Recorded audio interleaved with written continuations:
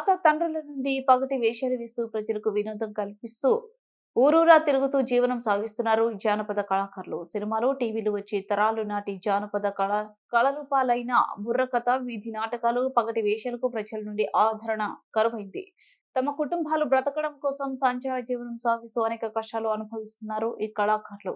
దాహం తీర్చుకోవడానికి ఎండమావుల వెంట పరిగెత్తిన చందంగా పగటి వేషాలతో పగటి కళ్ళు కంటూ జీవితం సాగిస్తూ పల్లెల్లో, పట్టణాలు 5 రోజులు వేషాలు వేసి అందరినీ ఆహ్లాదపరిచి చివరి రోజు సంభాషణతో సరిపుచ్చుకొని కాలం వెల్లదీస్తున్నారు. కేంద్ర, రాష్ట్ర ప్రభుత్వాలు ఆదుకోవాలి ఈ కళాకారుల విజ్ఞప్తి చేస్తున్నారు. తమ కళారూపాలపై డాక్యుమెంటరీ నిర్మించాలని, ఇందిరమ్మ ఇండ్లు కళాకారులు పెన్షన్ ఇచ్చి ఆదుకోవాలని కోరుతున్నారు. పగటి వేషగాల జానపద కళాకారుల కష్టాలపై కెమెరామెన్ రవితో మా ప్రతినిధి జాన్సన్ స్పెషల్ స్టోరీ. కళాకారుల టీం లీడర్ యాకయ్యతో ముఖాముఖి.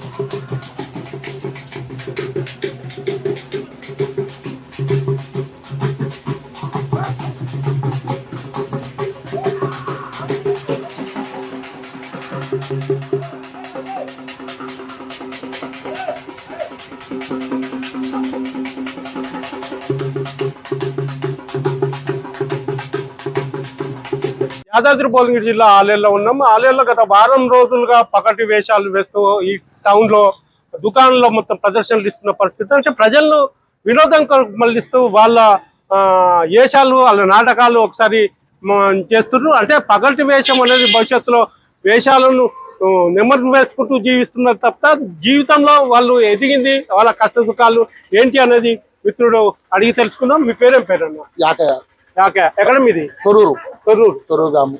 ఎంతమంది ఉంటారు మీరు? మా గ్రామంలో తొర్రూరు గ్రామంలో కనిష్టంగా గత 50 కుటుంబాలు ఉన్నాయి.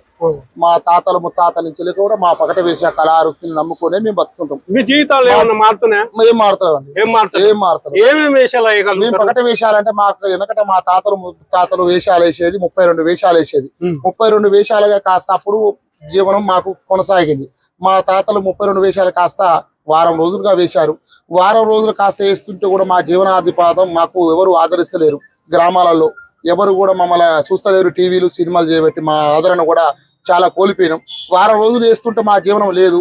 వారం కానించేది కూడా 5 రోజులు వేషాలు వేస్తున్నాం. ఆ 5 రోజులు కూడా మాకు వెళ్ళడానికి చాలా కష్టంగా ఉన్నది. మా పిల్లలు చదివేయడానికి డబ్బులు లేక మాకు ఊళ్ళల్లో గుడారాలు వేసుకొని ఉండట ఈ ఒక సినిమాలు టీవీలు రావటం వల్ల కూడా మా కళ కూడా వెనుకబడిపోతుంది. గవర్నమెంట్ నుంచి కూడా మాకు ఏ సహకారం లేదు. మాకు ఏదైనా గవర్నమెంట్ ఆధారం చేస్తే కూడా పింఛన్లు ఇస్తే కూడా మేము బతామని కూడా అనుకున్నాం. కేసీఆర్ సార్ కూడా అన్నాడు, గత ప్రభుత్వం ఉన్నప్పుడు కూడా పింఛన్లు ఇస్తామని అన్నారు. కళాకారులకు 60 ఏళ్ళకి వాళ్ళకి ఇస్తారంట. మాకు మరి మా జీవనమే ఇది. మా తాతలు సంపాదించింది ఇది. మాకు పొలాలు లేవు, చిలకలు లేవు, చేనులు లేవు. ఇదే మా జీవనోపాధం. మా తాత నుండి మా తండ్రి నుంచి నేను, నా నుంచి మా కొడుకులు కూడా ఇదే వృత్తిని కొనసాగిస్తున్నాం. మా జీవితాలు మా ఇండ్ల కాడ మొత్తం కొంతమంది స్థలాలు ఉన్నాయి. స్థలాలు ఉండి కొన్ని గుడారాలు వేసుకున్నాం. ఆ స్థలాలు లేకోకుండా కూడా అసలు వేరే స్థలాలలో కూడా గుడారాలు వేసుకున్నాం తప్ప మాకు ఎటువంటి పొలాలు చిలకలు ఏం లేవండి. మా జీవనాధిపాదం ఇదే. మా తాతలు సంపాదించింది ఇదే, మా తండ్రులు సంపాదించిన కుల వృత్తి మాది. అది ఏ వేషాలు వేస్తారు? ఒకనాడు పక్కీరు సాయిబుల వేషం వేస్తాము, మర్నాడు వీరబ్రహ్మం గారి వేషం వేస్తాము, మర్నాడు లంబాడి వేషం, మర్నాడు కాళికామాత అమ్మవారి వేషాలు, మరొక రోజు 5వ రోజు బేతాళుడు వేషం. ఇలాంటి సుప్పనాతి వేషాలు, ఇలాంటి వేషాలు గ్రామాలలో అలరించి వాళ్ళని మెప్పుదల చేసి ఏదో వాళ్ళు ఇచ్చిన సహకారం 10 ఇచ్చిన కాడ 10 ఇచ్చిన కాడ మేము సాలదని అడుక్కొని వాళ్ళ దాతలు ఇస్తే మేము బతుకున్నామండి ఈ రోజు వరకు కూడా. బోడి బ్రాహ్మణ వేషము, సాతాని వేషము, మీరు అర్ధనారీశ్వరుని వేషం అర్ధనారి వేషము, సాధనాసూర్ల విద్యలు, సాధనాసూర్ల మహిమలు, నెత్తి మీద పొయ్యి పెట్టడము, సొప్పబేళ్ల మీద పల్లాకి మీద ఊరేగడం. అప్పుడు గతంలో మా తాతల తండ్రులు పెద్ద పెద్ద విద్యలు చేశారండి. ఆ విద్యలన్నీ కనుమరుగైపోయినాయి. మాకు మా తండ్రులు నేర్పించారు కానీ మేము చేయలేదు. మా తాతలకు మా తండ్రులు నేర్పించారు. మా తండ్రులతోనే ఆ కుల వృత్తిని కొంతమంది మర్చారు. ఇక మేము ఏంటంటే మా తండ్రులు నేర్పించారు కాబట్టి ఆ కుల వృత్తిని మేము కొనసాగిస్తున్నాం. ఇక మా కాలం కూడా అయిపోతుందండి. మీ పిల్లలు ఈ వృత్తిని ఎంచుకునేటానికి ఏమైనా అవకాశం ఉందా? ఏమో జనాలు ఆదరిస్తే మేము ఎంచుకుంటాం, లేకపోతే మేము కూడా టీవీలు సినిమాలు ఇవన్నీ ఉన్నాయి కదా, మీ కళను ఆదరిస్తున్నా, మిమ్మల్ని ఆదరిస్తున్నా? ఏదో వెనకట పూర్వకాలం ఉన్న వాళ్ళు పెద్దోళ్ళు ఆదరిస్తారు. ఇప్పుడు యువకులు ఎవరు మమ్మల్ని ఆదరిస్తలేరు. మీకేమైంది మీకు మంచి గట్టిగా ఉన్నారు కదా, మీరు మా లెక్కనే ఉన్నారు కదా, కష్టం చేసుకోవచ్చు కదా అంటారు. మా కష్టం చేసుకోవడానికి మాకు ఏ కష్టం లేదు. ప్రభుత్వ సంక్షేమ పథకాలు మీకు ఏమి అందలేదండి సార్. మాకు కనీసంగా లోన్ ఇండ్ల పట్టాలు ఏమీ లేదు. ముసలోళ్ళకి అయితే వస్తున్నాయి కానీ మా కళాకారులకు అయితే ఏమొస్తలేవు. కనీసంగా బ్యాంకులో లోన్ పెట్టుకొని ఒక ఇల్లు కట్టుకుందామన్నా బ్యాంకు కాడికి పోయి కనీసంగా ఒక వెహికల్ తీసుకొని ఏదో మా జీవనోపాధి కోసం మనం ఏమైనా బ్యాంకు పోదామన్నా కూడా బ్యాంకు కూడా మాకు లోన్ ఇచ్చేటట్లేరు. మీ ఐటీలు కావాలంట, ప్రూఫ్స్ కావాలంట. మాకు ఎందుకు వస్తాయండి ఐటీలు? మాకు ఏ దానికి ఉన్నాయి ఐటీలు? మాకు ఎవరిస్తారండి ఐటీలు? మాకు ఐటీ కట్టాలి. ఆధార్ కార్డు, రేషన్ కార్డు అట్లాంటివి ఉన్నాయి. మీకు ఇండ్ల స్థలాలు ఇచ్చిన ప్రభుత్వం ఏమి ఇవ్వలేదండి. ఏమి ఇవ్వలేదు. ఇంద్రం ఇల్లు ఒకసారి మా వెనకట ఒక 4 ఇండ్లు వచ్చినాయండి. మా గూడెంలో 40 ఇళ్లలో ఒక 4 వచ్చింది. గత ప్రభుత్వం అయితే ఏవి చేయలేకపోయింది. ఇప్పుడు గత ప్రభుత్వంలో పగటి వేషాలు కావచ్చు, సింధు కళాకారులు కావచ్చు, అనేక కళారూపాలు ప్రదర్శించి తెలంగాణ సాధించుకున్నాం. అవును. అట్లాంటప్పుడు తెలంగాణ కళాకారులది ఒకటి పెట్టిరు కదా, దాంట్లో మీకేమన్నా? రాలేదండి, రాలేదు. వాళ్ళకు వచ్చిన వాళ్ళకి మీరేమైనా విజ్ఞప్తి చేసుకోలే కదా? చేసాం కానీ మాకు ఏం రాలేదండి. రవీంద్ర భారత్ చేసాము, శిల్పారం చేసాము, మేము అనేక ప్రదర్శనలు చేసాము కూడా. మాకు ఏ గతంలో ఎటువంటి మాకు సంక్షేమ పథకాలు మాకు అందలేదు. ఇప్పుడు మీరు ఈ యాచక వృత్తిలో ఎంచుకొని ఈ వారం రోజులలో 5 రోజులు ఈ వేషాలు వేసుకుంటే తిరుగుతుంటారు. అవును.